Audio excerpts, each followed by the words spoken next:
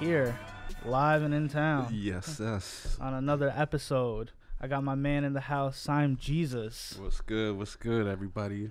Tell them a little about yourself, what you do. So I'm a beat maker / MC, radio host, and sports fanatic. You could tell that came in with the OG Michael Vick Michael Vick jersey, right. Man. I hope some people don't want to crucify me for that.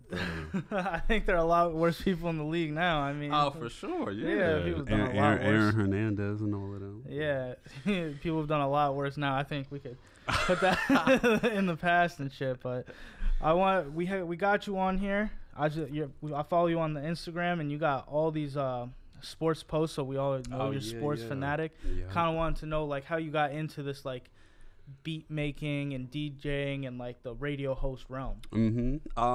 So beat making started, I'd say, when I was like maybe 12. I never had turntables or any real equipment. I had like a karaoke box with 2 tape decks and then a Sony tape recorder, cassette tape.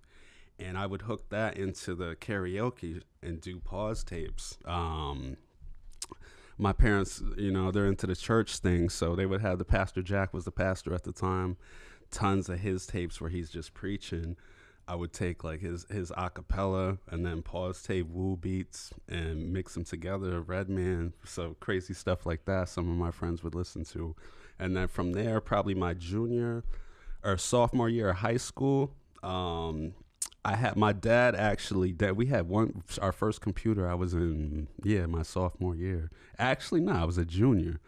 Crazy. Now kids got computers when they're in kindergarten. Yeah. So he had some little program that was crazy software, just a demo, and I was playing with that. And then my girlfriend at the time, she bought me a little something, $50 software at Best Buy, and I was flipping beats from there and then kept rolling. So, yeah, I always been into the production. Rapping, I was making beats. My friend Mike Ford, Freddie Freestyles, if you're listening, he was rapping over the beats. I kind of would freestyle here and there, but not until I got into college, the mass comm communications. Now it's the Art Institute of Boston. But dudes were like, yo, son, you should start rhyming. So me and my man Kid Star, we were rapping a little more and more. And then making beats and rapping became 50-50. When did you go to the Boston Institute? 99, 2000. 99, 2000? Yeah. It's interesting to hear about it so I was born in 95. So. Oh, wow. That's crazy. So just like looking at it from because I was in I grew up with the cassette tapes, right? And the stuff like that. And back then, looking at it now, when I look at producers work on computers, they're just ripping shit and doing stuff very easily. Not sure. that I don't think that's necessarily a bad thing, but I think it's when you herald back and look at what some of what you've done and taking actual tape and pause, stop, and then putting in it was time consuming. It's not just you could drop a tape that. And a lot of my early beats were off beat, and I kind of kept some of that. I like when I make drums now, they're partially still off beat. I like that, but they were off beat. Just because I didn't have the proper equipment to, loop it up proper. But practice and the love of it, What do you think of now when you see, kids, you can get, a starter pack for, beat making on Amazon for, I would say relatively inexpensive. If you already have the computer, you could get it for, $250, $300, and you can really... Or even the free stuff on the GarageBand on Apple computers. Oh my God, yeah, you can flip all of that. GarageBand, I know some dudes who record crazy beats off of that, especially Fruity Loops is becoming a main thing. It's just so easy to produce now. I don't know if you're into Madlib or Freddie Gibbs, the bandana. I know, yeah, Freddie Gibbs is. Yeah. A couple months ago, Madlib was saying he flipped all those beats just off his iPad. So technology is crazy. You can do anything with anything. Yeah, there's a guy I follow on YouTube, producer named Henny, and he makes all his beats off an iPad Pro, with a Bluetooth keyboard and stuff like that, and does it like that. And I think when you look at it, I'm I think there's a positive and a negative that flows with like the advance of technology. Like I think in your age group, right? I think people have the respect of what they have had in the past, and like that hard work that goes into like making something sound so good. Right. And now maybe when the technology's there, like people have gotten a little bit lazy about the sound. Oh yeah, have you true. found that? Or yeah, I mean the sound is kind of like depending on which ball game.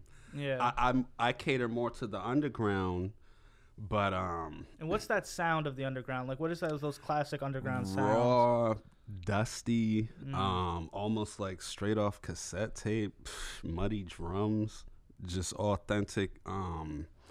You might not even hear a hi-hat in some of the beats, samples, and then kind of as you cater more to the mainstream, you hear a lot of 808 hi-hats, synth heavy. So I kind of whatever you're looking for, you know. Do you when you hear like when I think of the underground, I kind of think of what you said about like the beats and stuff like that, and some of like the rappers that might not be as well known.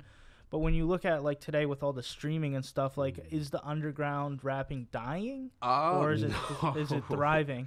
Thriving heavy. Because I look at like the URL stuff, like the battle raps, and I like at one point in time I didn't even know what that was. Wow. And then you look at the growth they've had and stuff like that, and it's like a whole nother form of performance. Yeah. Like to me, it's like when you think of performances, I think of like singing, rapping, performing, and then like comedy. Like I've never thought of like battle rapping, and then you see these performances these guys do, and it's like jaw dropping, the sports references, pop culture references, wordplay, and I'm just like, holy, for an hour, 3 rounds, and then they can freeze. Oh my god, I'm just like, it's head scratching. Like, how are these guys? Their IQs must be crazy, just on the low. Like, and it's not even those people you would think come in. It's just like those people from. It amazes me, like, because like my question was like, is the underground dying? And you said no, and I don't believe it to be true either. I've heard a lot of people and like producers say nowadays like it's not about the lyrics anymore. It's about an aesthetic, a sound. Well, yeah. Which is kind of sad to hear in a sense, right? Right. I mean, if you're listening to pop stuff, lyrically, no, they're not really. Nobody's really saying much. It's catchy, trendy, and it sounds good. But the underground is far from dead. You heard of Griselda, I'm sure. West Side Gun, Benny. West Side Gun, yeah. Conway. I heard your not last week. I think the week before's playlist you had put out with my man Loren on it. Mayhem.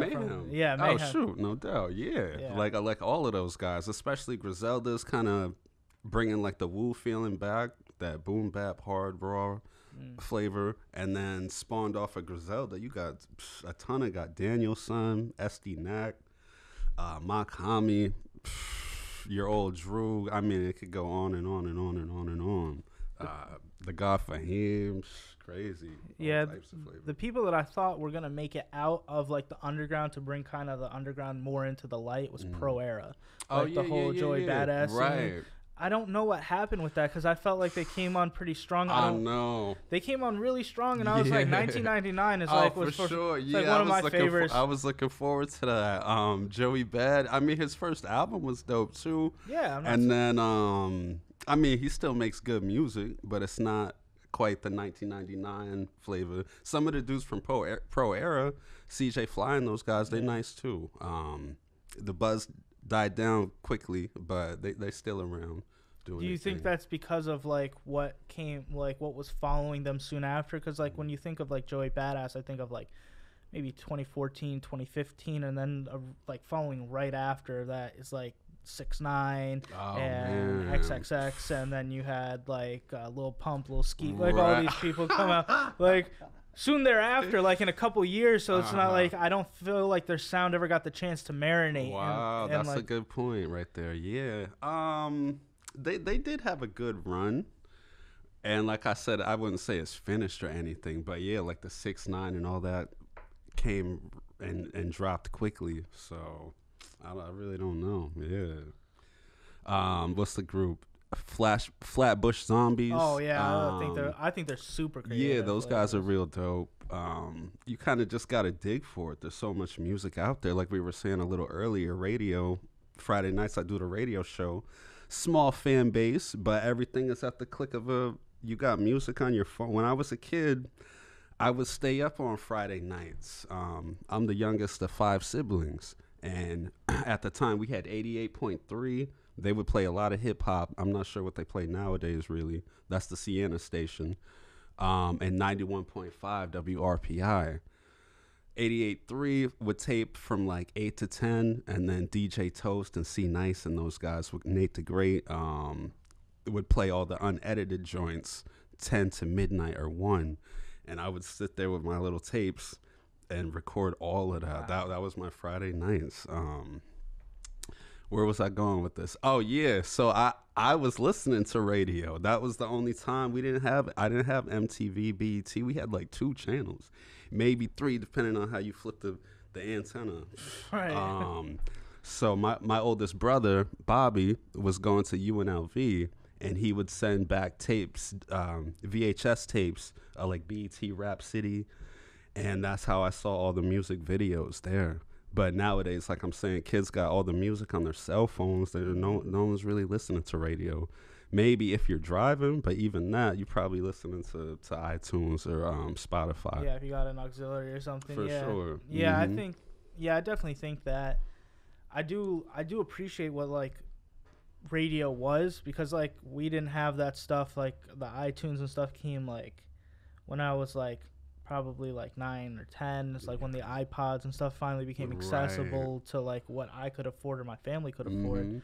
So that's when you got the MP3 players to carry around music with you. But before that, it was just radio. Like if you wanted to listen to something new, you tune into the radio, preferably near Friday night when you had the legit DJs on, for sure, and they can play some shit you've never heard of. Oh my god, yeah. Like I remember being introduced to Jadakiss when I was like 11. And just listening to because of course it was a DJ, so he was like chopping it up, and I was like, what the fuck is, you know what I mean? just Jada. Oh, yeah.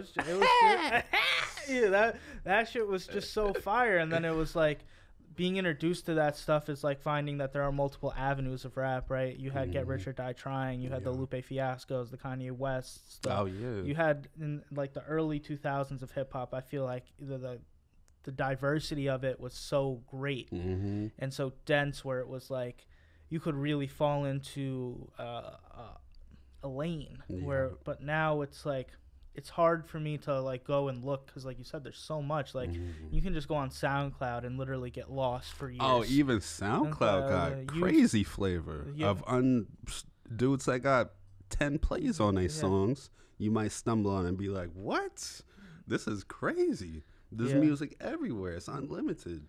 But it's hard to like find what you, I guess, like more of what you like, because it's like maybe you're unwilling to look. Like when you're like scrolling through, like when I'm in the gym, it's like I want these like 10, 20 songs ready to go. Like I don't want to be searching for it. Yeah. And I feel like I've gotten, just like culture in general has gotten kind of lazy, because it's like this is what's recommended for you, and it's like you'll listen to that, what's recommended. You won't go and look for maybe someone who doesn't have a ton of plays, or maybe that doesn't like just show up next in your playlist like a YouTube does or a Spotify does. They're so good at just loading it up where it's like you don't even think about going to search anymore. Oh, I know. Yeah. And it sucks. Yeah, it's all catered for you. Yeah, because like the people like the radio DJs, I feel like can bring a different perspective of like just like how you hear it. Like they can like mix it into like maybe your favorite song. Like you're listening to that and you're bumping your head, and all of a sudden like the tables start kicking up, and all of a sudden all the beat drops and it's a new song. You're just like, what the fuck is this? And you're just like you're like, and I thought it was just incredible how that transitioned. And like, how did you get into like DJing and like being able to notice that? Right. I mean, well, let me get off topic for a minute. Like, so I'd call myself a radio host. I can DJ. You know, I've always had turntables and stuff like that.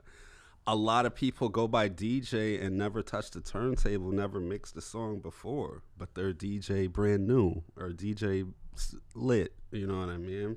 So the term DJ is everywhere, but not everybody honestly is a DJ, especially like a scratch DJ.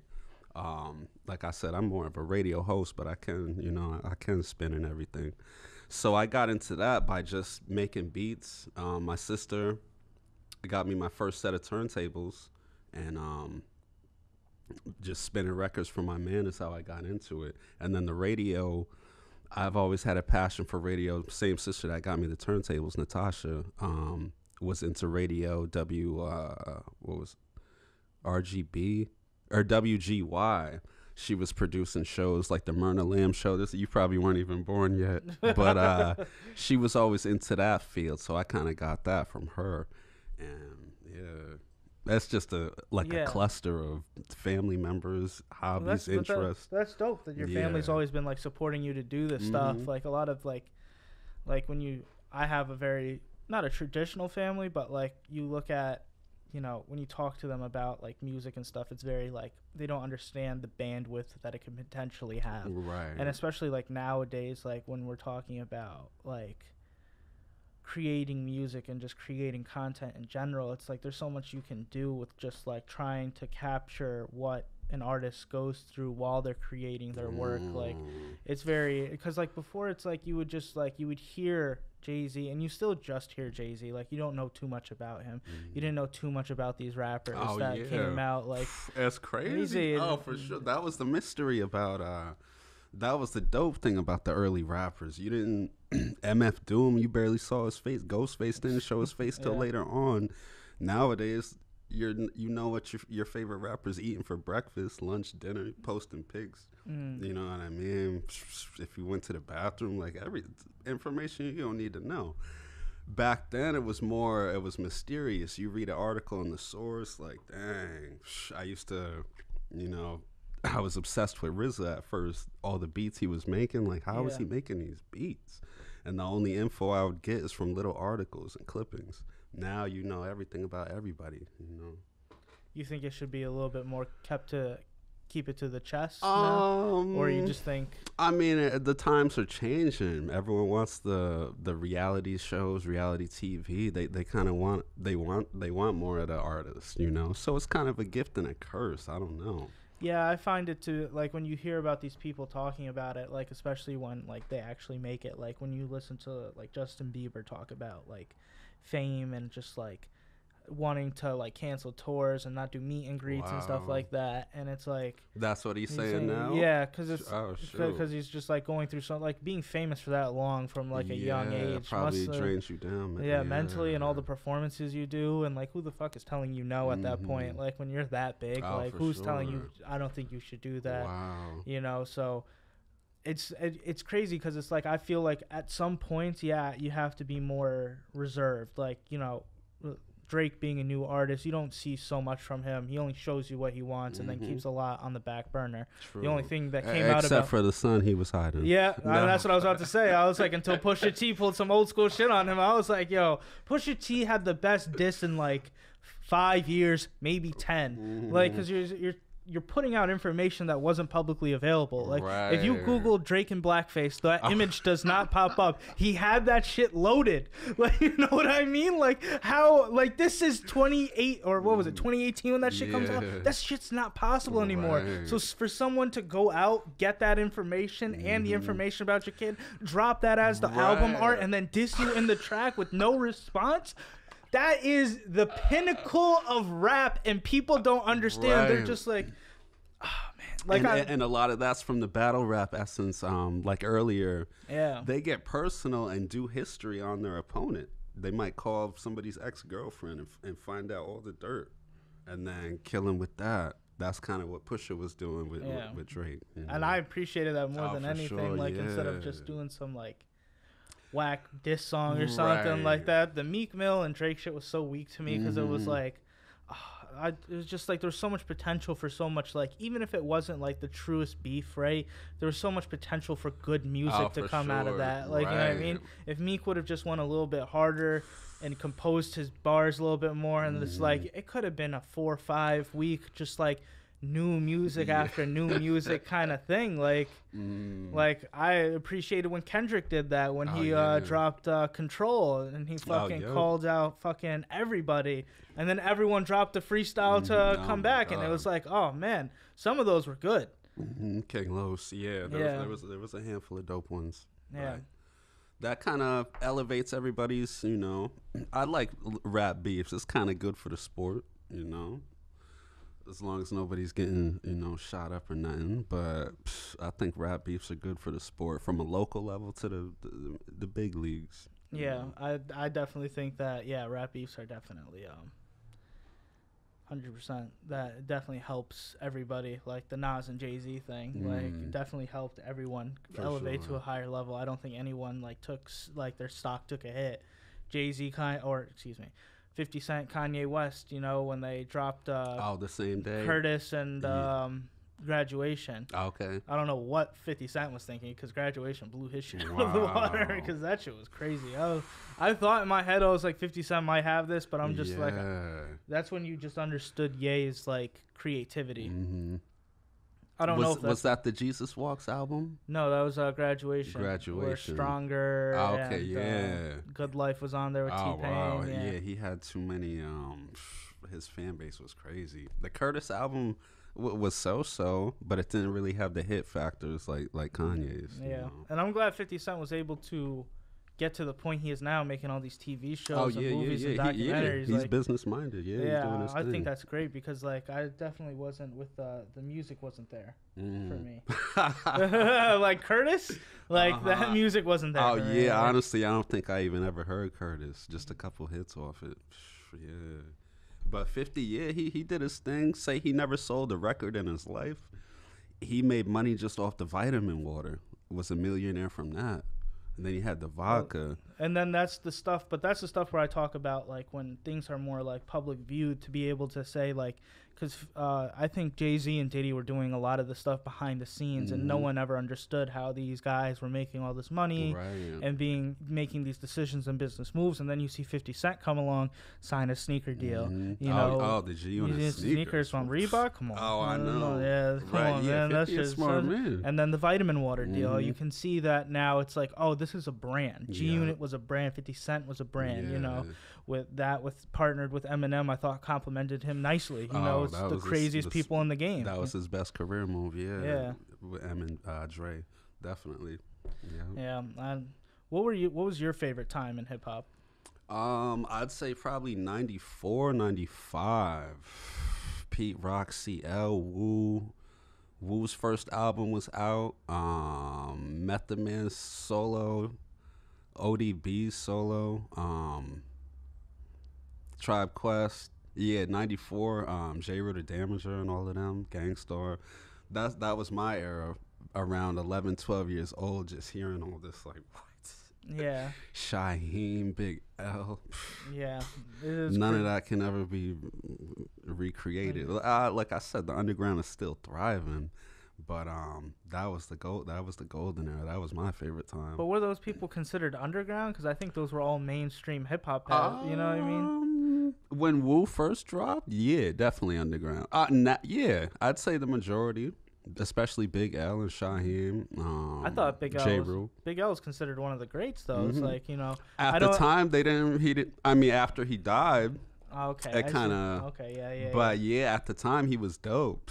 Nice MC, the Lost Boys and all of them. But Big L wasn't like I don't know if they had him on a pedestal as a great, you know, while he was still alive. Right. But then you see a Tribe Called Quest and morphed into what they did and stuff like that. And I thought it was just like a lot of good music comes out of the early 90s, you know. Some of the best. Late 2000s definitely had a couple, you know, a couple things, and then it just kind of transforms. And where does it, like, I don't want to say lose anything because I don't want to seem like bitter towards like, because I think we all know what our favorites are because it's nostalgic to us. We go back and we can relive moments off of songs where we heard it, what things happened during these things. So it's like, where do you think like music maybe like teetered off, like as far as like the hip hop genre? 04, 5, 6 kind of got real southern, and the snap. Chicken noodle. You heard the chicken noodle soup with the soda on the side. Yeah. that was your ringtone. Nah, I played it. But like, I don't want to say the Southern ruined anything. That just became popular. That was hot right at the time, and it kind of went there. And a lot of East Coast rappers were trying to sound Southern, and became a circus kind of after that. You know? I definitely agree with you there because it's like. The Southern went on a fucking tear and just never came down. Like everyone's Atlanta now, and it's crazy. And New York rappers, Brooklyn rappers, what's that guy's name? Damn, Designer. I thought he was from. Thought he was from Atlanta. Thought he was from. He from Brooklyn. So dudes were trying to sound like I don't know. Yeah, it's that Young Money, Cash Money era that Lil Wayne took over, and I think. Just in general, like the Carter 3 is a well done album, like of recent years. Like that can reach into my top 5 at some days. Like I just think it was a well done album, but I think that Lil Wayne era was just like a lot of noise because I go back and listen to some of that stuff now and it just doesn't hold up, you know. And it's just like, what was it was just popular.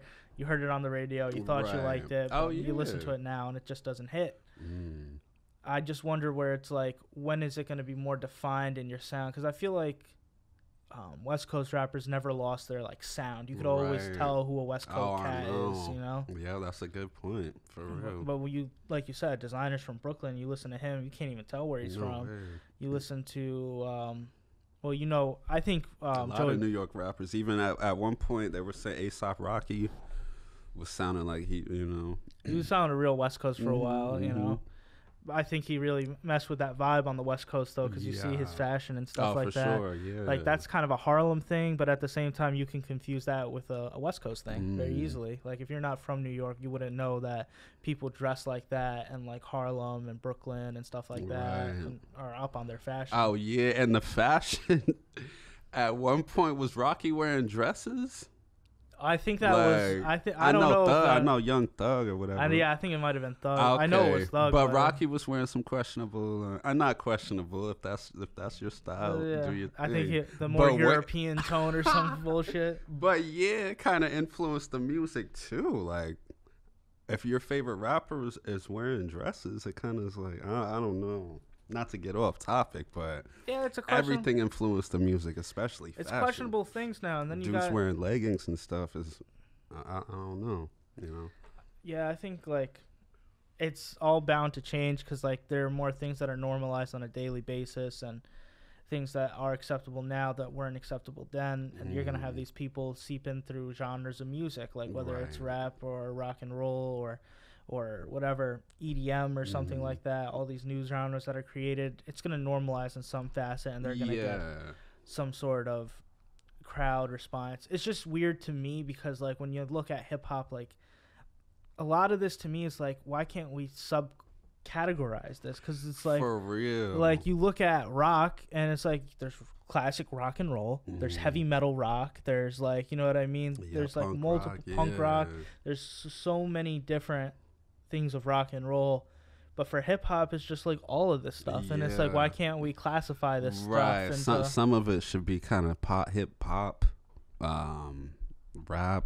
I mean, some of the R&B is classified into hip hop now. It's I understand what you're saying. There should be, you know, especially the underground. Justin Bieber rapping, and then you got Makami or These aren't the same people. Nah, but it's all under hip hop. I mean, I don't know. Yeah, I think it's aggravating because it's like you listen to Linkin Park, and if you listen to that, you're not gonna want to fucking hear 9 Inch Nails screaming through your fucking headphones next song. Like, like you say, like classic rock, alternative rock. But for hip hop, it's like I like hip hop and R&B. like, fuck, man. Like, you know, give me some option here so I can not hear some of the stuff I don't want to hear. Like, you can push more of this other stuff towards me where I can listen to it. Like, I didn't know who Brother Ali was for the longest time. Okay. I was thinking I was like 18 when I heard some of his stuff on Pandora. I'm just like, oh shit. Yeah. This guy's talking something crazy. Ali is nice. Yeah. Yeah. And those are the people, like, we look at it now, and I don't know how many. Well, I guess I can phrase this in a question. What are, like, some of your top albums in the last, like, 5 years? 5 years? I liked West Side Guns, Fly God, Earl Sweatshirt. His most recent, pretty much all of Earl's joints is fire, but I really like some rap songs was dope.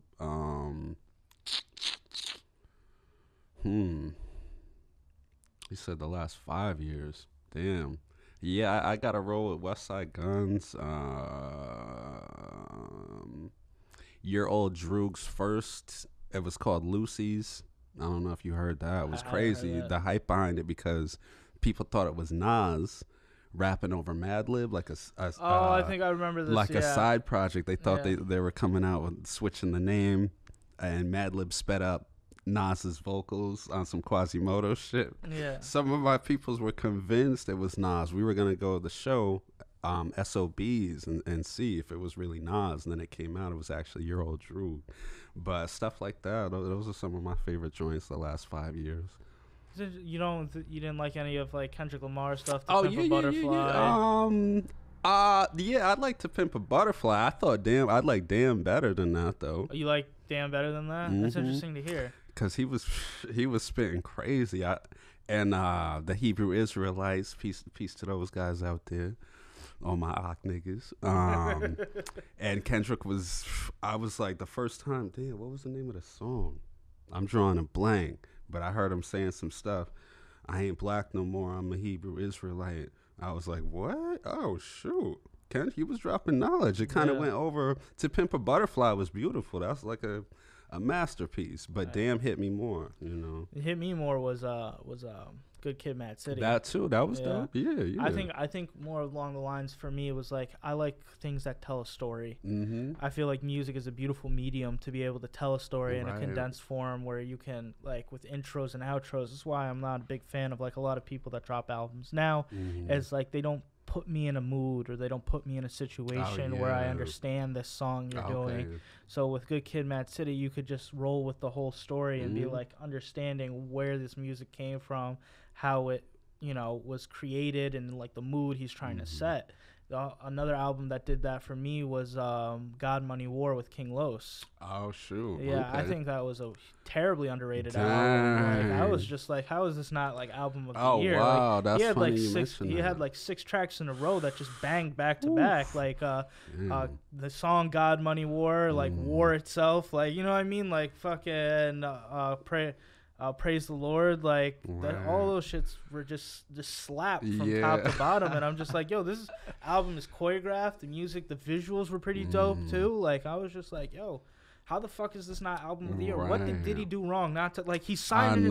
Shit pisses me off, Diddy. You got artists that fucking put out heat, and you fucking give me a week of promotion on that shit. Man, that shit kills me. It's unfortunate what happened to Los, because he an older dude. He been in the game for a minute, nice, and he never really got to bubble like that. But yeah, that's something. I'll have to revisit the album. I never heard it. I heard a couple joints here and there, but I never sat through. Yeah, I'll have to check that out. If you sit through it, like the transitions are just like, I think are excellent, to where it's like you can get put in a mood and stuff like that, and it's not like, some of it's very aggressive, but others of it like can just flow through it, and there's like interludes of 30 seconds where it's just like you can, like, you know what I mean, get into it. So that's stuff, like the stuff that I like very much. Like, I liked Kendrick's 3 albums. I like that. I liked 2014 Forest Hill Drive with J. Cole. I thought he set a mood beautifully with that. I think before that for me with J. Cole was Friday Night Lights. Oh yeah. I was, that shit was just That was crazy, and I didn't realize at the time J. Cole was making his beats too. I thought he was just rapping, but he produced all of that Friday Night Lights and everything. Yeah. He produced something else too, like one of his albums where he just like did all the production on it, and it's like, how much fucking time does that take? Like, oh my god, the creative process of making an album yourself, beat from front to back. I know, and then rapping over everything. Oh my god, like how can you even like do that? Like, cause like, you know, when you're making something and you're like, it's not perfect, like, you know what I mean? You're just like, I'm not putting it out, I'm not doing this, I'm not doing that, right? And you're like, I gotta change it because you're inside your own head all the time. When you're doing it for someone else, like, you can be creative and give it to them, and they can give you feedback. But when you're making it for yourself, like, how many, like, in my mind, I'm like, how many tracks did he just throw away that he thought are garbage, that are just fire sitting in a hard drive somewhere? Like, I bet you there's many. Yeah. But that's a good point. Each artist is their own worst critic. And it's easier, maybe a producer hearing the same beat making it. And then a lot of producers that do rap over other people's beats. Maybe it's just hearing a different beat is just fresh. Hearing your own beat all the time, you know. Yeah. But shout out to MCs and producers. That shit is crazy. Yeah, it's not an easy business. I feel like, and like I tell a lot of people, it's like where you start is not always where you finish. Like, especially in music, like you can start as a producer or a rapper and then end up as, you know, a DJ, a radio host, an event planner. You know what I mean? Because it's like all the accumulation of knowledge of going to events, hosting events, which ones are good, which ones are bad, you know, how to get the energy right, you know, the flow of things. Like, a lot of people give up on this music stuff. And it's like, yo, you can just fall into a different lane. Like, it's not, it's like everyone's like, oh, stay in your lane. But it's good to be able to shift lanes too when it's appropriate. Oh, yeah. Like, you don't have to just take an exit ramp on your rap career. You might know more about artist development than you do about making songs. You might be able to see that social media thing a little bit clearer than making music. Like, and it's like, you can take your knowledge and flip it. And a lot of people are like, yo, I'm done with this shit. Like, oh, wow. I'm just like, yo, you don't. I know. I see that a lot. People saying, yeah, I'm done with this. I'm going to delete all my songs off SoundCloud. And it's like, damn. I mean, I don't know. But to what you were saying, like Joe Budden, for example, the hip hop. And now he's got like the #1 podcast. Yeah. And he's got side things to pull up and joints on Revolt TV. So, yeah, there's ways to, whatever your passion is, can branch off into other things that can be just as, you know, successful. Yeah, that's definitely like, one of my mans was rapping. He still raps, but was rapping heavy the last 10 years. 2 years ago, got into doing music videos, and he makes more money off doing the music videos he ever did with rap. And he just knows how to, you know, hit the right angles. That's excellent. Get the energy, you know. So, yeah, there's ways to flip it easy. Yeah, that's excellent. Always stay creative, Yeah, it's just, sometimes it's like losing confidence, and it's like how to keep confidence. I was talking to one of my guys the other day, Boston PDR came up here, and I was telling him that, like, a lot of us deal with confidence issues on a daily basis. Like, it's good, it's not good, you know, put it out, don't put it out. And it's like, it's very hard to, like, be in your own head, or just like have the confidence to be like, all right, I'm going to do this and I'm going to do that, and like stick with those decisions. Because like, in a lot of the times we don't know if it's the right one, but like, I think a lot of people need to start taking the shots. Cause I know a lot of dope artists that just don't even fucking take the shot. Right. And it's like, just put it out. Like, who cares? Like, you know what I mean? Like, especially today, it's like, who really cares? There's so many things out there. It just takes one piece to hit. Like, for real. Like, 6ix9ine didn't know he was gonna fucking hit. Oh, you know what I mean? He didn't know. I don't care what anybody says. Oh, no. Like, he didn't know. He made music.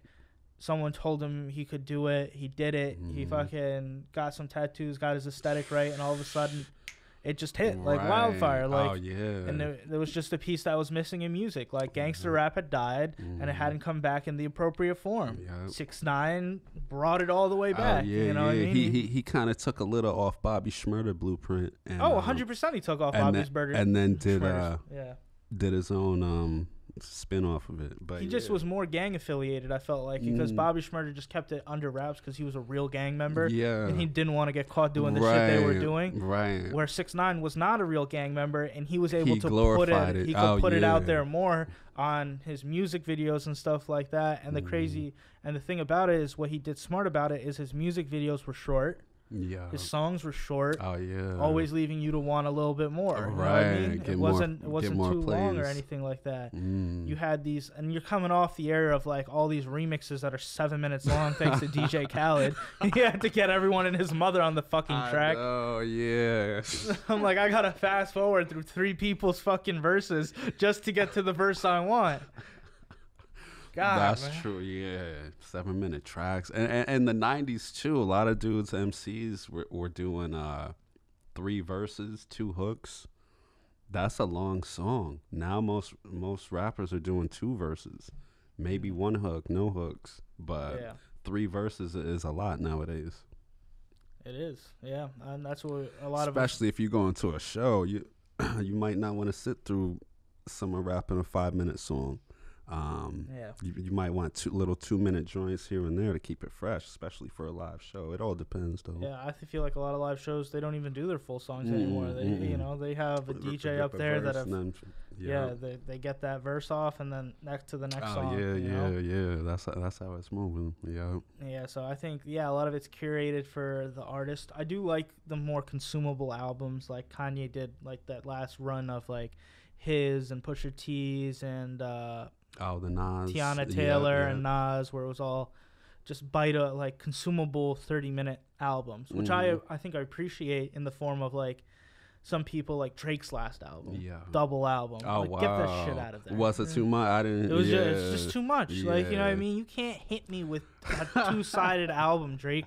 Like, no, like, I understand you might have did it to get out of the deal and stuff like that to fulfill your commitment. I understand that. I'm not hating on your bag. But I'm saying as a listener, don't give me 20 fucking songs. Yeah, that's don't do that to me. Yeah. Like, you know what I mean? Like, I'm a fan, so I'm going to go and listen. And if it doesn't flow right, you got a little hate for me. Because I went out and I either spent or streamed or whatever and did this to listen to the music. And it's like, it's just not there. It's like, I feel like people just like care and they don't care, right? They care too much to put out their music because they don't think it's good enough, and then they don't care enough when it comes to artists, when it comes to album creation or EP creation, when it comes to making sure it flows right. It's not just fucking 10 tracks stacked on top of each other. Like, it just needs to do better. And it's like, obviously my tone, it aggravates me a little bit. You know? I feel you. Yeah, I mean, as a consumer and a listener, a fan, you wanna listen to a good album and appreciate it. A lot of my favorite albums kind of had like a story theme. Like GZA Liquid Swords was like, it was like a mini movie. You know, everything just flowed together, from the intros, all the little skits, to the ending, the bonus track, Bible, basic instructions before leaving Earth. Like, all of that shit is like, nowadays you don't really get the same everything's connected feeling. Yeah, you don't get a package. Right. Yeah. And I feel that when it's like, I talk about music videos now, and I look at a lot of people's music videos, it's like everything's just flashy, it's fast, like transition.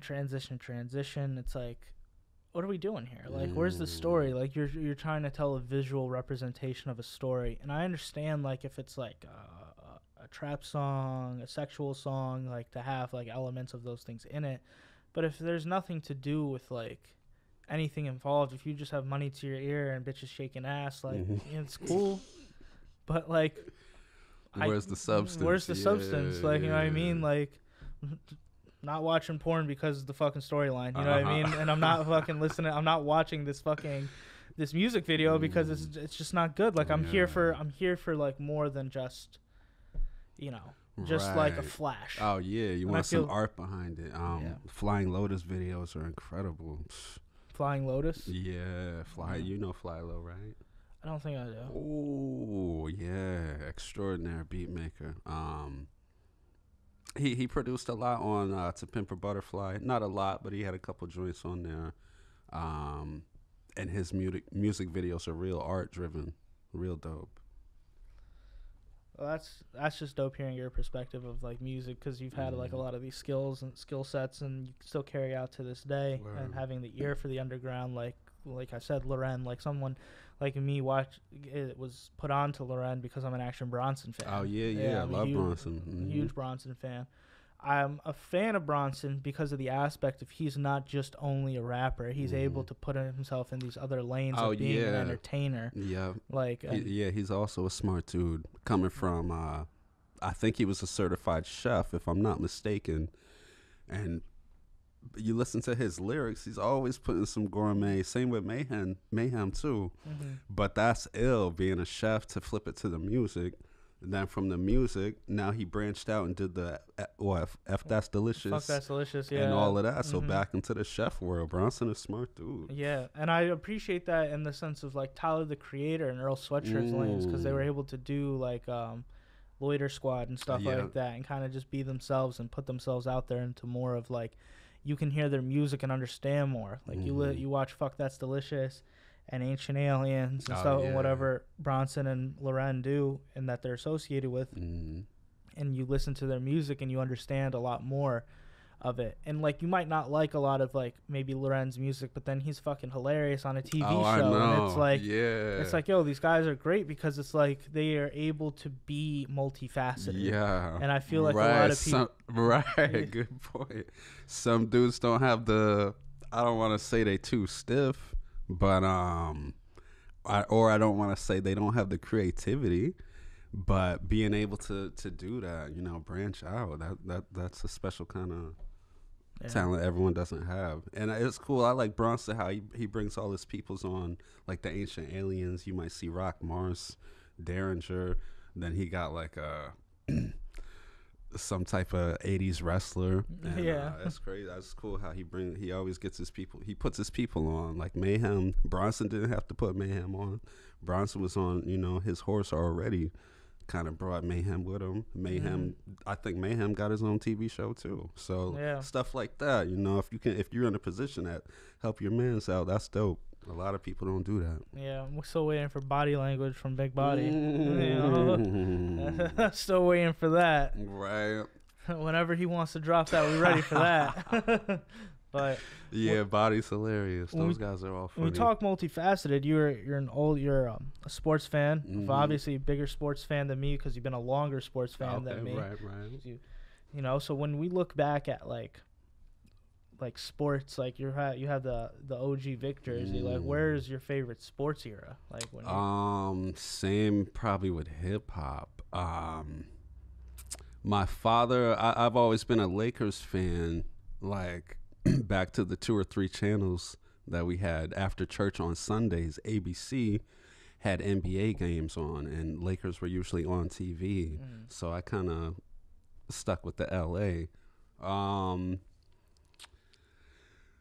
Lived through a lot of the great moments. Jordan in his prime. I got to see the rise of Kobe. I was in high school when Kobe came from high school right into the NBA, saw his whole career. Probably like the Bulls-Knicks rivalry, 95, 96. Yeah, probably the same as hip-hop, man. Wow. My favorite years. I mean, those were some great.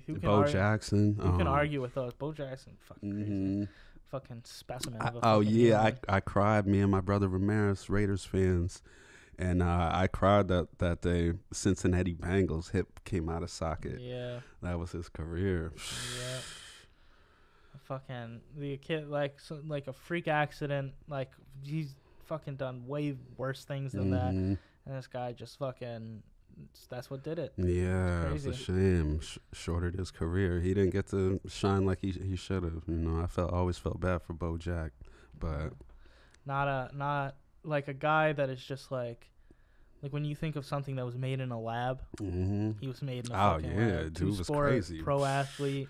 Breaking bats on his knee over his head, just like, for sure. Just like, what the fuck? He ran up a wall on one joint. Yeah. Dude literally climbed the wall. Like, yeah, Bo was a freak. Said he never lifted weights. Like just raw. Yeah. athletic. Herschel Walker too. Yeah. Never lifted weights, just sit-ups and push-ups. Yeah, you look at Jordan and stuff like that. So you've lived through like basically every great transition of basketball. Because if you look at it, you lived through Jordan, lived through Kobe. You've obviously living through LeBron. I mean, right. I did miss the whole Dr. J era, which I didn't get to really see, but from my older friends and everything, Dr. J he was nice because he was the first to really. Jay and Gervin, to really do a lot of the finesse, ball control, and then when Mike came, he finessed it crazy. Right. Oof. Still, I get chills when I see some of the Jordan. Against the Lakers, my beloved Lakers, he went up with the right hand, came back. He didn't. He could have just went with the right. No, it wasn't necessary to do that, but he did it anyway. Jordan was a freak. Yeah. Oh, my God. Some of the dunk contests, too. 88, 89, 86, if I'm not mistaken, with Spud Webb was probably a little shorter than me. 5'7", and doing all those freak dunks. Like, crazy. Yeah, the crazy thing is like you live through all these things, and it's like you see the evolution of basketball and athletes. Like, you see, like, the Jordans, the Kobes, LeBron, but then you get to see like the Allen Iverson, the Carmelo Anthony's, the Steph Curry's, all these like now specialized kind of things. Oh yeah, like Curry for this generation. You guys right here, we never saw a Curry like that. Or a dude, the elite shooting, right? So and then AI with ball handling. Oh my God! Made that whole and one scene. Street ball is just like crazy. Like you would go to I specifically remember not playing basketball after school because kids would try and copy the and one videos, and I was like, I'm not about to be the dummy to get crossed on this and one video. Like you know what I mean? Like just crazy. Behind the back shirt, fucking in between, off the head, and just fucking, and still make the shot. Like it was fucking, it was entertaining to watch, and they were still making shots. So it was like to see that and what AI did to get his team to the finals at one time. You know, it was just insane. Oh yeah, the guy put up fucking crazy points. Right, averaged like almost 30 a game in the finals. You know, I mean, yeah, he got fucking twatted out of there, but I mean, what can you do? Yeah, he was a one-man army. If AI, I think Kobe said it, if AI was 3 or 4 inches taller, the whole league would have been in trouble. But yeah, he was a monster for only 6'1", if he was that. And he changed the NBA. Like, it's the face of the NBA. It's fashion, style. Oh, like, especially the fashion. Oh, yeah. They put the dress code in probably because of AI with the braids and the baggy. KG and Steph Marbury in Minnesota, they were rocking shorts like 4X. Yeah. KG's legs were twigs. Yeah. He was probably good in a schmedium. But dudes came through in the 5X shorts. David Stern, the commissioner at the time, said, no, braids and nah. They tried to put the kibosh on that, but, you know. Couldn't do that. And then it was, it was the jewelry. AI, he would come through dripping, I come to the games with, like, crazy amounts of jewelry. And that's where you first, like, in my eyes, really saw it. Like, even rappers weren't really doing it like that. Like, you know what I mean? I mean, they had the jewelry, don't get me wrong, but AI was the first to really bring it out, like chain over chain, like, you know what I mean?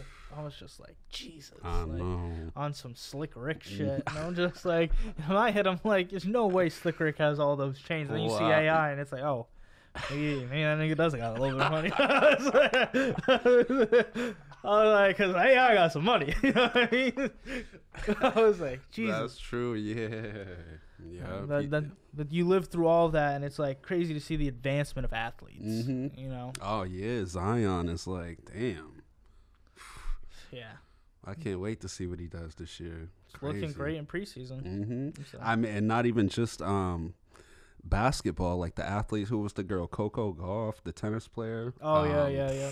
Crazy at 15. Oh, not the tennis player, right? I thought golf for some reason. Right. But the woman who won before her beat Serena Nishike, Japanese woman.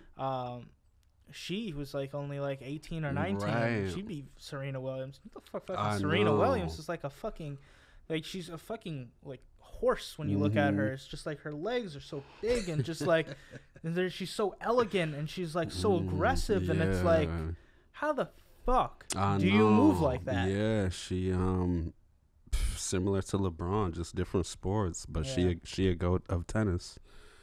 And she's in her 17th, 18th season and still on top 5. That's crazy. Yeah. Yeah, to see where they came from too. They were children when they were in this position. Yeah. You know, thin girls with braids. And all of a sudden they've just like come into these fucking pro athlete statures, and they're just like, they're incredible to watch. Oh my God. You look at that, and then Simone Biles in gymnastics. Where it's just did she do something this week or last week? She won. She medaled and did some crazy ass moves that are now going to be named after her and shit. And it's like, and there was an article that said they were penalizing her because her moves were too creative or too. They had never. I forgot. But Simone Biles is off the chain. Some white person hating on some black athletics. Possibly, yeah. And with the fashion, they kind of were on Serena's case too. She wore the cat suit or the Black Panther suit, which looked good, but damn. They did the same thing with LeBron when he came in with the black mask. Remember when The Dark Knight Rises was coming out, and he was ishing in that shit. He was coming in like a superhero. I was like, let LeBron keep this if he keeps it up. He would have. I think that mask on. Ooh. Oh yeah, LeBron was a monster with that. Yeah, the black man. Kobe had the Doom joint. I don't know if you remember when he broke his cheek or whatever. Yeah, I remember he had the clear one, but he had a black one.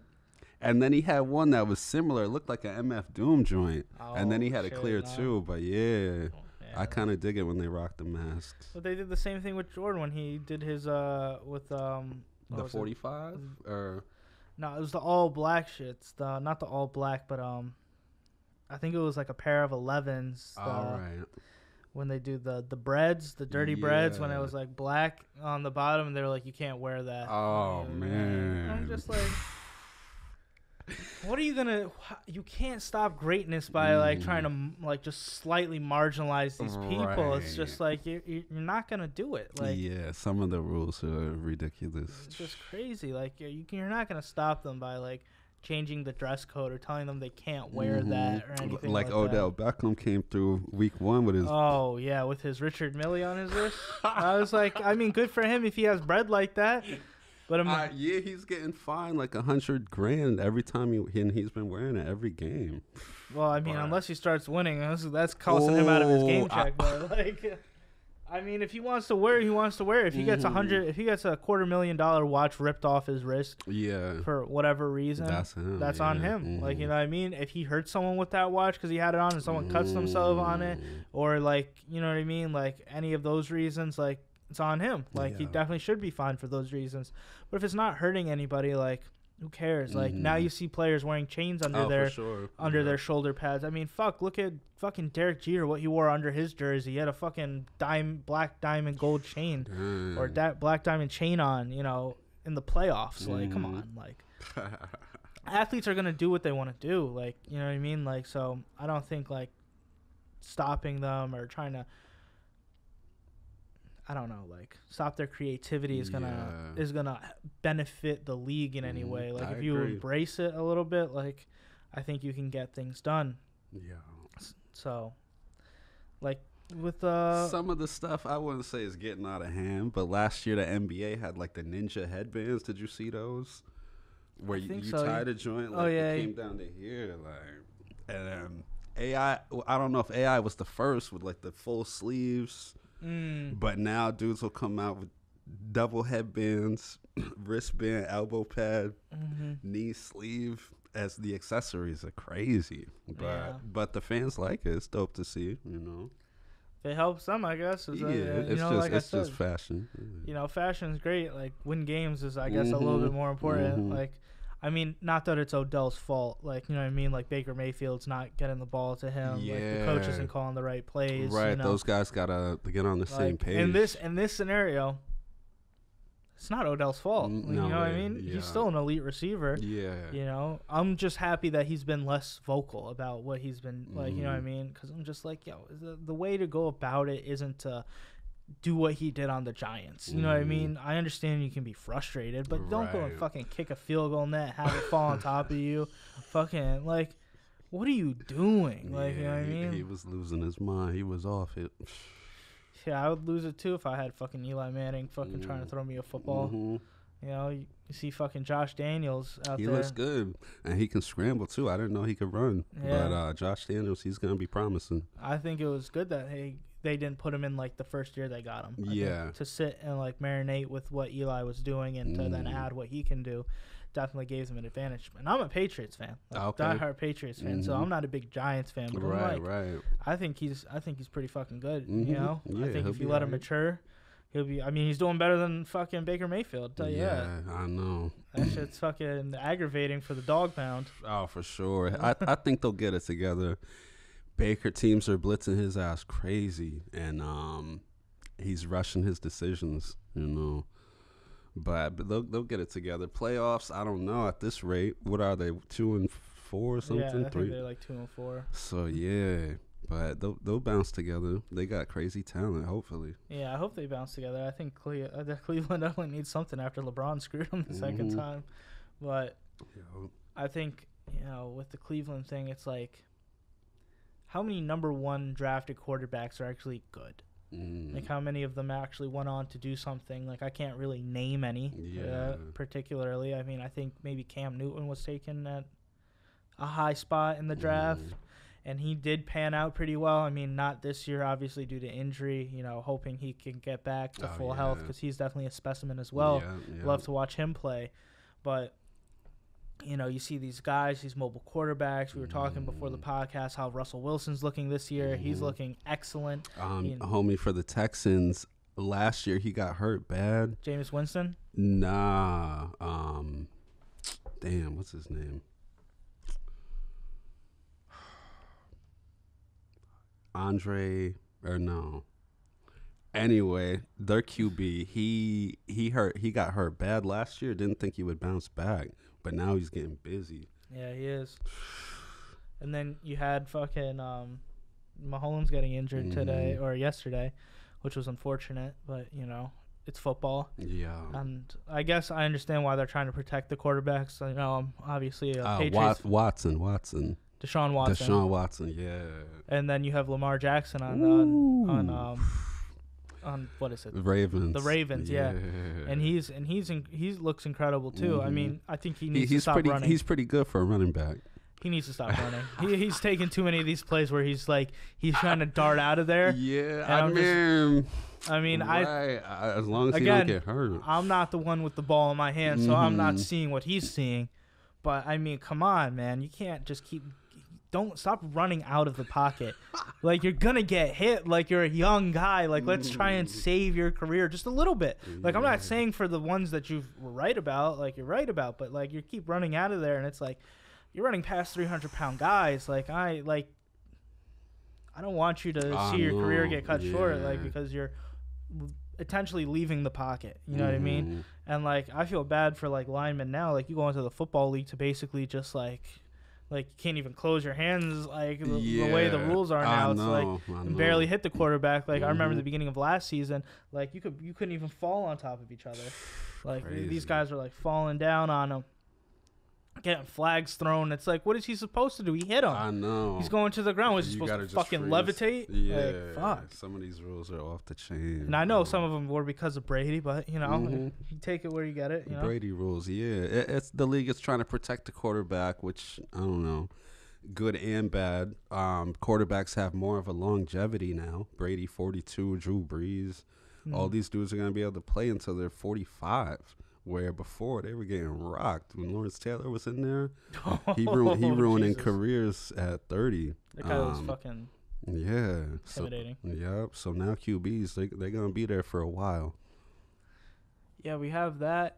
I think, like, I understand, like, trying to make the sport more in a longevity sense, but at the same time, it's like they're trying to, like, soften a full body contact sport. Like, what do you, like? I think, like, that's gonna end up hurting people more because dudes are going at full speed and got to switch how they tackle somebody. Right. They're gonna be getting injured more. And if you know, like, what you're getting into, like with boxing and UFC and stuff like that, it's like, we know what we're getting into. These contact sports, these are violent sports. Like, you're going to break something, something's going to break on you.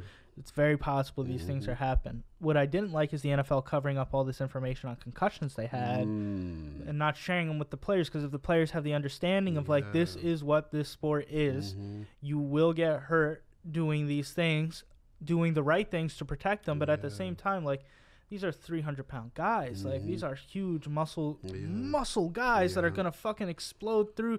Like, this is a violent sport. Like, so let's not try and, like, pad it. Like, yes, let's try and make the careers longer where we can. Like, Vontaze Burfict, like, shouldn't be doing the stuff he was doing, right? Bro, I mean, yes, I agree. I'm a Raiders fan. His last hit, I think it was just because he was intimidating, or not intimidating, just gloating about it on the way out, like he was going to come back. Well, he was just like, right. I mean, I don't know. I know the league kind of had a witch hunt towards Burfict. Some of his stuff I don't agree with. Like, he was out of line for those hits. This last one on the Colts, dude, he hit him, but it wasn't. I mean, I don't know. You see that hit all the time. Yeah. Even now, even after the new rules, I think it was a close call. Out of here. Yeah, I don't think for the season. Yeah. I mean, 8 games. Damn. Yeah, they hit him with they wanted to make an example out of Sim. Someone's always got to be made an example of, you know. And like I said, you're wearing the perfect jersey. Who let the Yeah, they made an example out of Michael Vick. They made sure to let everybody know. And I'm just glad Michael Vick made it back. He had to play fucking double-A fucking football, arena football or whatever the fuck it was to get back into the league, and he got back into the league. It humbled him, the prison stint, how many months? Over 2 years with the prison and then the suspension. And when he did come back for Philly and was able to have some good games like that, that was good to see, you know, kind of his one shining moment. But I was happy to see that, you know, because, like, not a lot of people get, like, to redeem themselves. No, right? It'd be like Steph Curry right now did some shit with chickens and they took him out the league. You're missing all of that talent that you're never going to see. Right. It's like one of the baseball players, like, fucking from the Dominican Republic's cousin running cockfighting in their house, which you know is a fucking tradition of them, and then him getting in trouble. Like, come on, how many people have seen something like this happen? Now, I'm not justifying what he did. No. Let me clear. I'm not. Yeah, because I love animals. I got dog. Yeah. But, like, I think the onus is on the person who, like, they should have hit him with a fine or something, or maybe, like... He knew, I mean, reading deeper into it, like I said, Vic was in Atlanta, the Falcons. All of this happened in a different state with his cousin. But although Vic wasn't really there during everything, he, I guess, knew about it and even assisted in killing some of the dogs that lost. I mean, So I mean, get some of these gray areas. I know. Yeah. People can be forgived and moved on. He's over that. That's what I would like to see. Is like when, like, this point of, like, our culture now. It's like if cancel you do everything. Yeah, you get canceled for everything. It's like when can people come back and, like, be a participating member in society? When can, like, even if, like, you know, they did something bad, they can come back. Like, I'm not saying they got to be the face of the community, but when can they be forgiven for terrible crimes? Like, I understand some things are a little bit hard for me to conceptualize right now. Like people who rape people, like, those are, like, damn, that's hard to forgive. Like, you know, murderers, like, geez, like, you know what I mean? Like, I guess it's like if we just look at everyone with a little bit more empathy, you know, maybe, you know, people can get by. Like, I'm definitely not trying to say, like, everyone should be given, like, the best opportunities because of these situations. But if they earn the opportunities, why not? Like, if they go out there and work their fucking asses off, you know, day in and day out to get the opportunity they want, and they finally get presented with that opportunity, we're supposed to rip it away from them because at one point in their life they did something bad. Yeah, you know. Yeah, that's how it is. Cancel culture. I'm hopeful that we're gonna get past this, because I'm just at a certain point in time, everyone's gonna get sick and tired of trying to be so politically correct. Yeah, especially with the comedians walking on eggshells. I'm kind of glad Chappelle. Did you see his last most recent? Yeah, he kind of went all out. And being a comedian, that's what you do. You know, you kind of touch on lighthearted topics. But what's dude's name that was he was doing some stuff in front of the girls, the comedian Louis C.K. Louis C.K. Has he been back since? So he tried to do something in New York City, like a spot, but people were recording him and putting his stuff on the internet. So he like stopped doing that stuff, and like a lot of people were like angry that he's making a comeback and stuff like that. And it's like, what's he supposed to do? Like, and a lot of this stuff is like, when you look at like what technically happened, like a lot of these situations where he jerked off in front of women was like he asked if he could, like, and a lot of these women gave him permission. And it's like, is that professional? Is that all of these things that are morally correct? No. But like, is he gonna get, like, he didn't do anything to the point where it's like this is where it's like, you know, if he wasn't given permission, definitely, you know, he did something bad. He should you know, take some time to like come back. But if he's out there like, can I jerk off in front of you? And they're just like, yeah. I mean, what are you going to do? He asked. I don't know. No comment. Yeah. I don't know. It's a sticky situation. No pun intended. Couldn't leave that one lying in there. Yeah. Everybody nowadays, it's like walking on eggshells. Everybody gets offended over everything. And I don't understand that from the time like I grew up in. It's like, wow. How can you get so easily offended? Like, I just don't understand it. Maybe I just grew up with friends that are dickheads and made fun of me all the time. Yeah, same. So you get a thick skin about it.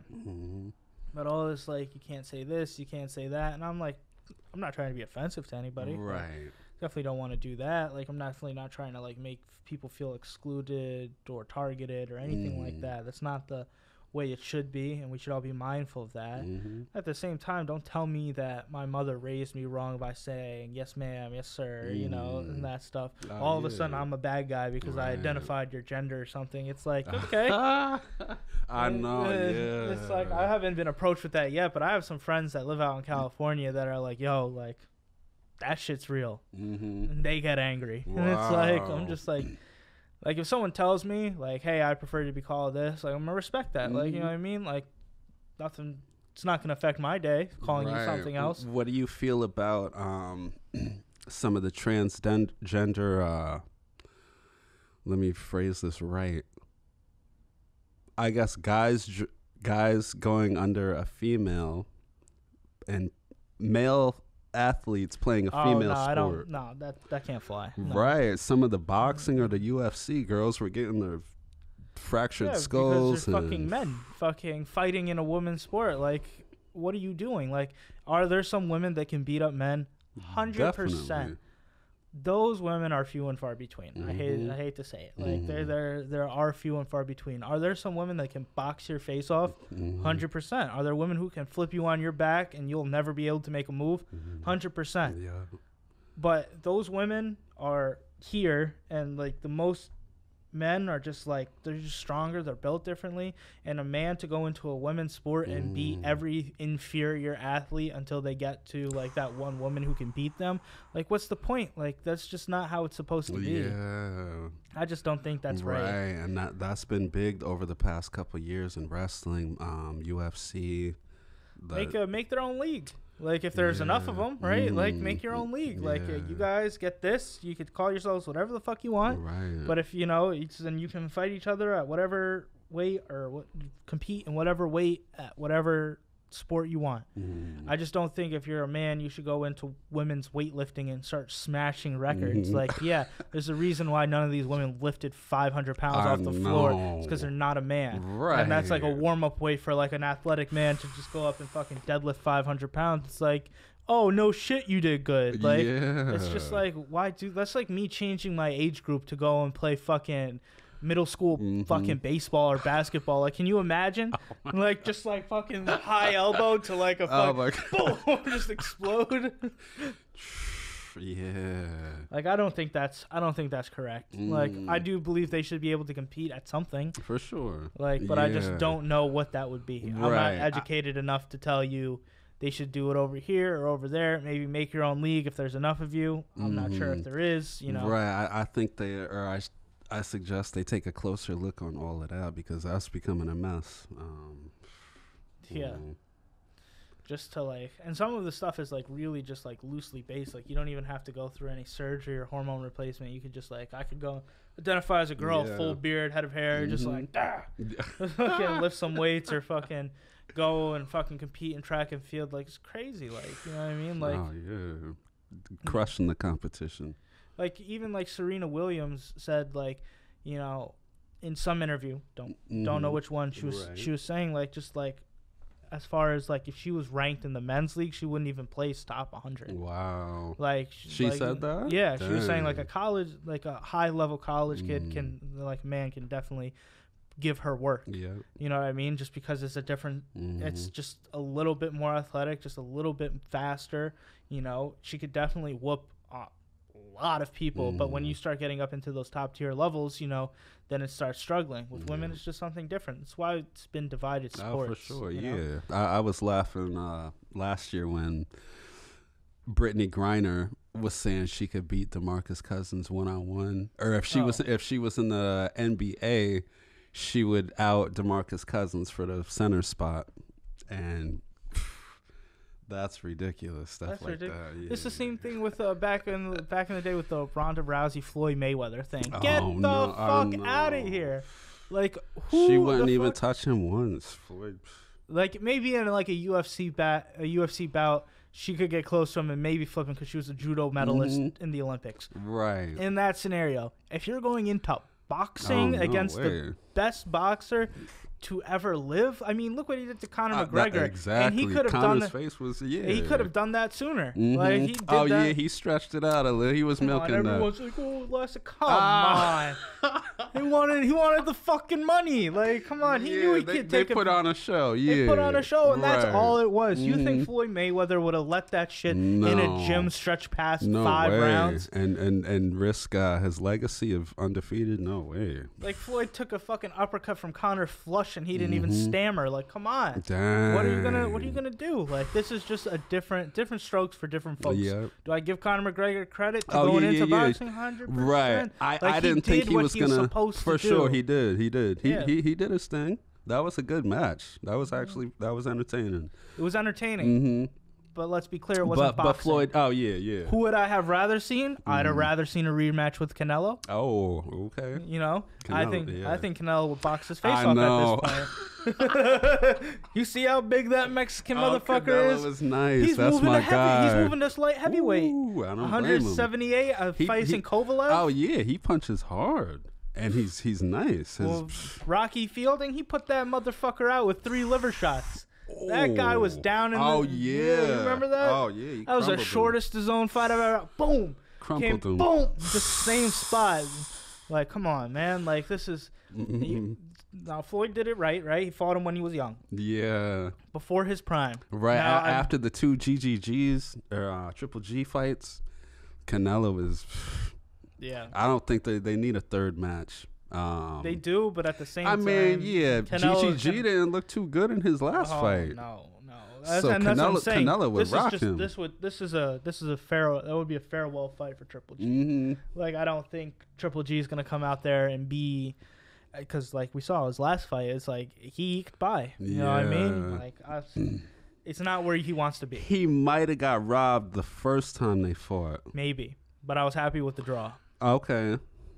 You know, if we're back and forth, I think out of those 2 matches, he might have took 1, maybe. Yeah. But I think it frazzled his confidence, and he's still nice, top tier. But I don't think he beats Canelo. No way. Not in the rematch, because I think Canelo will move it up a weight class too. He'll be like, all right, come up 10. Smart, smart move. It would be a smart move by him.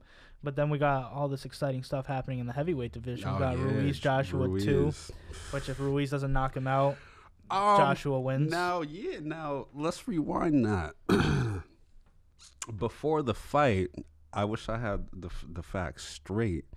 Apparently, Joshua was going through something. Like, didn't he get knocked out in an exhibition sparring match? It would be sparring. It would be in his training camp. Right. Apparently, that's what happened. He denies that adamantly, that it never happened. But a lot of people who had reliable sources in his camp were saying, and he has a huge camp, so it's like, who's saying this, you know? But then you saw him before the fight. He wasn't sweating. He didn't have a sweat on. He was getting his neck rubbed. Like some people said, he had a panic attack before he came out. He was going through some. It's like, he was going through some mental things. Like. Right. So it's like you got to think about that too, and it's like. And then on top of that, you know, he didn't fight no scrub. Like Andy Ruiz had like 100+ amateur matches. Oh, really? He only lost like 3 matches. Okay. Like he is no scrub at all. 30-1, I think. He only lost to someone Joshua beat, you know. So it's like he wasn't facing a scrub. He might have looked like it. That's what I thought. I thought, who was this? Yeah, but yeah. He came in there, you know, I think prepared to do what he did. And he was heavily prepared. And he's fast, too. So it's like, so now for the second one, it's like, can he come in and do the same thing? Now, Joshua, I don't know. I think Joshua learned from this, and he's not going to even let it come close. But if it goes to a decision, Ruiz isn't going to win. Like, even if he did win the fight and he did the work, if he doesn't knock him out, it's not going his way. In Abu Dhabi, after Eddie Hearn set that promotion up and stuff like that, it ain't happening. That ain't happening. Right. That's going to be a good fight. Is that this year or next year? No, it's this November. I think it's November 22nd. And just before that, you have Deontay Wilder facing Ortiz again. Oh, nice. The boogeyman. That was the one that's the one he almost lost to until he caught him in the 10th. Wait, no. Not Ortiz. What's his name? No, it's Ortiz. Is it Ortiz? Yeah, are you thinking of Fury? Fury just had his... I thought Wilder and Fury were... No, they are in February. Oh, but he's got a match before? He has a match before that against a guy he almost lost against. Okay. But he knocked him out in the 10th. Now they're saying he can get him out of there faster, but I don't know. It's a dangerous matchup for Wilder. You know, that guy is fucking incredible. You know, against Brazil, Jesus Christ. Yeah. Me and my friend put on that match, rolled a joint. And my friend was like, do you want to smoke this? And I was like, yeah, there's no way this is going to be over by the time we get back. And we get back, and while they're standing on the ropes, he's like, oh, it's just starting. I was like, nah, bro, it's ending. It's over. He's like, what are you talking about? And they fucking pan the camera to Brazil. Who's on, like, they're fucking, like, clapping his face. I'm like, see? I'm just like, oh, man, I was like, the one fucking round, just like, boom. I'm just like, motherfucker. He hit so hard. Wilder's a monster. Who do you think? Do you think the draw was an appropriate decision for Fury Wilder one? Yeah, I think Fury. I was rolling with Wilder, but Fury probably won. That's what I thought. I think they should have gave it to Fury. That's what I thought. I was happy with the draw because technically he should have been knocked out if you look at the clock. Oh, good point. If you look at the clock, technically... When he rose up like the Undertaker? Technically... Because he started the count at like what would have been 3 or 4. Right. So he would, but even still, like, give him credit. The guy came up from a cold, dead knockout in 15 seconds to get up and win the remaining of the round. You know what I mean? So if we're looking at it in that respect, you know, yeah, he won. But if you're looking at it at the point of, like, the fight should have been over, technically Fury should have won on points, it's like, all right, we'll be happy with the draw. But motherfucker, that next one, Fury's already has this weight off because before he had to lose the weight to get there and have a couple tune-up fights. But he's already ready to rock. He's already ready to rock. Like, it's going to be a good fight because Fury at 6'9", man, we've never seen boxers this tall move like this. Even Lennox was tall, but Lennox was probably 6'7". Yeah, 6'7". But he didn't really move like Fury. Yeah, you're right. No, Lennox was very traditional. You know, see, stick and jab, you know what I mean? Yeah, you're up on your boxing. Yeah, props on that. And you was born in 99? 95. 95? That's what's up. Props on that. Yeah, I'm a big boxing guy, cool, man. I'm fucking, like, the way fucking Tyson used to move and how devastating he was. But, like, you see his Instagram clip? Tyson, when he took off his jacket. I was like, dude was backing up slowly. As soon as he takes off his jacket, man, I'm out of the fucking room. It's over. I'm gone. Oh my God! But he was showing how he got so low and was using all his leg power. Yeah. Tyson, damn, that's scary to see at 50, 60 years old. Crazy. Fury, the last fight with his eye. Oh, with that cut? I thought they were gonna stop it. Yeah, and he was still getting busy. The guy had a cheat. Who was he fighting? I forgot his name. I want to say Otto von Wallen, but I don't think that was it. All right, and he did some cheap shit with his thumb. Tried to gouge it open so the rest would say, but Fury hung in there. Because the guy just got happy with his work. He was looking at that cut. It got too memorized. I know. He thought he was going to get stopped. And what he should have went to do was back to the basics that got him that cut. Yep. Start sticking and jabbing, moving and grooving. Let's get this shit done, and get him out of there. Yeah. But he didn't. He got fucking lazy. You know what I mean? He could have got a champ, the linear champ, and took over the. Come on, this would have been the biggest upset year in boxing ever, besides Bo Jackson and fucking Tyson. Fucking Mike Tyson. It's a mouthful, man. You got so many names flying through my head. There's so many boxing upsets that I could just rattle off, and I'm just like Buster Douglas, fucking Bo Jackson. No, I feel it. The Stupid. No, I hear you though, but yeah, he should have stuck to his basics. He would have easily won that fight. Yeah. Hopefully we get to see that in February. It looks like a good fight. Nice. You know, there's a couple good fights in the UFC, but I'm not. Oh yeah, my man, the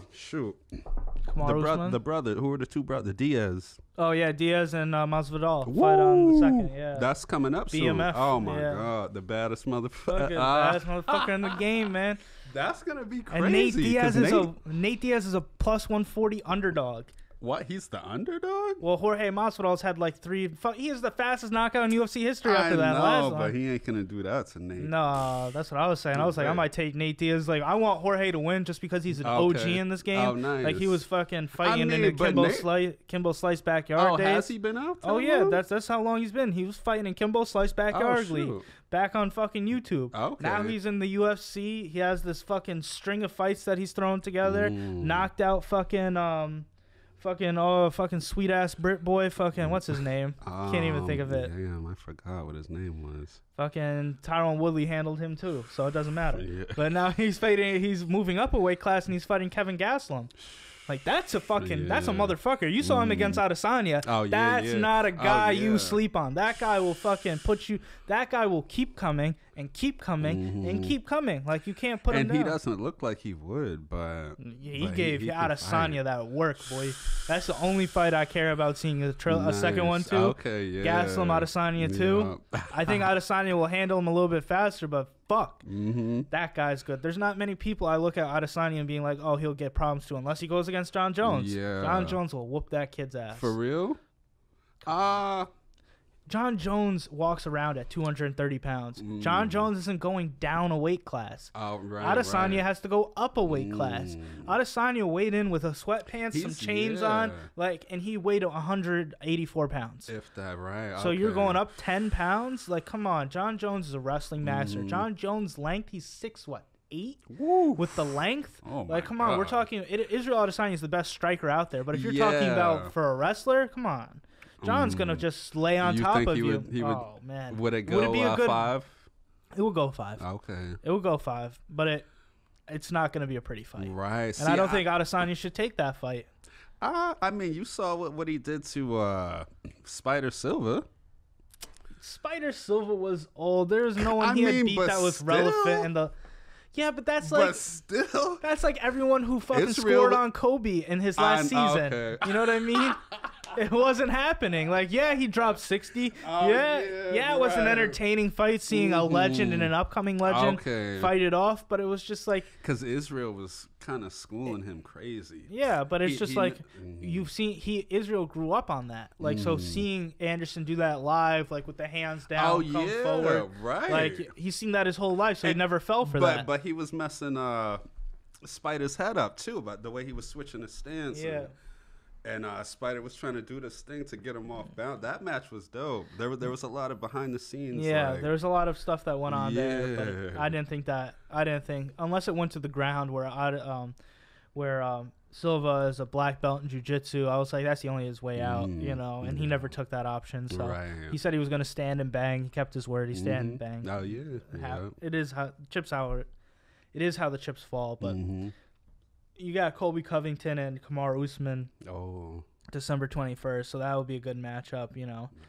Hopefully Kamaru Usman can fucking beat Colby Covington. You know, I think Colby Covington's a good fighter, regardless of what he thinks politically. Right. Oh, I know. But those guys are workhorses. Like, so there's going to be a fucking workhorse fucking battle. They're going to be throwing punches, kicks, wrestling. Like, we're going to see it all. Nice. Hopefully he can come out with that W, because I definitely want to see Woodley Usman too. Because I thought Woodley was going to smoke him, and just didn't happen. Oh, yeah. No, it's been a good year in the UFC. Every fight's been pretty top notch. Yeah, it's been a good year since they got on ESPN. But you know, well, it was good talking to you, man. Fucking, I love the sports hip hop talk. I think it's a good combo. Oh, for sure. Man. That's what it's all about. Yeah, and if you fucking tune into his show, the Grimey Show on what's the channel? WSPN 91.1. Friday nights, 10 p.m. to midnight. And don't you broadcast it on an app too? Yep, it's Mixcloud. I'll send you the link. They can put it on the thing tonight or whenever you put it out. But yeah, Mixcloud.com. If you're streaming it on the dial, it's 91.1 FM, Saratoga. It probably reaches out here barely. As you get closer to Albany, it'll fade out. But it's all digital. I put the replay of the episode out the next day. Dope. That's so dope. And they can find you on Instagram and Facebook and stuff? Oh, for sure. Instagram, Sime Gezus. Twitter, @Sime Gezus. Facebook, Simon Grimes. Yeah. All right, man. Thanks so much for coming Thank through. Thank you, man. That was dope. Glad to be here. Everybody, catch you next time.